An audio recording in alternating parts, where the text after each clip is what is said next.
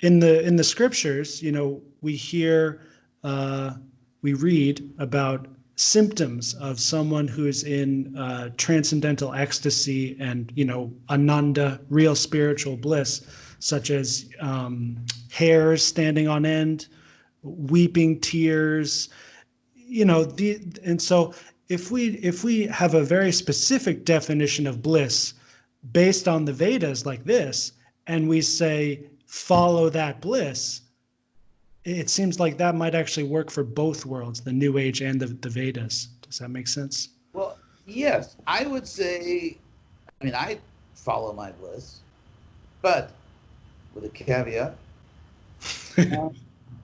I've always got caveats, I never run out of caveats. So,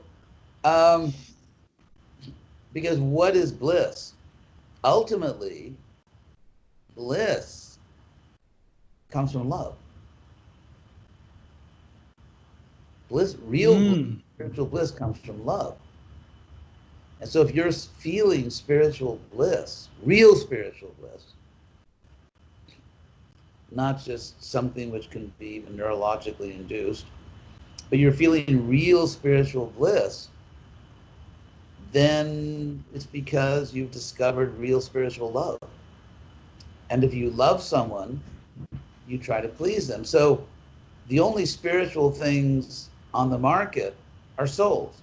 What else is spiritual? You are spiritual, I'm spiritual ultimately, and God is spiritual. And so the spiritual world is a world where everything and everyone is conscious, where there's just enlightened, conscious beings. And so to feel spiritual bliss is to be deeply in spiritual love.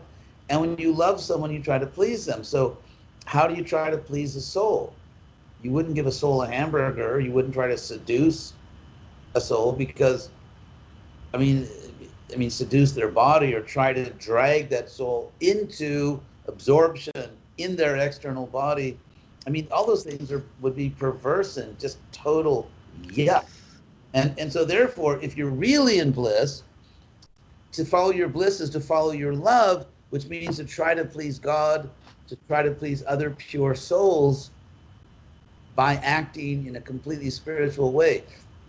So you cannot legitimately, even grammatically, semantically, you can't really follow bliss and end up in a materialistic situation. You can't follow bliss and end up in bed with someone else's wife. You can't follow bliss and end up, taking a drug. You just, or you can't do those things. You can't follow your bliss and end up participating in the brutal slaughter of innocent animals.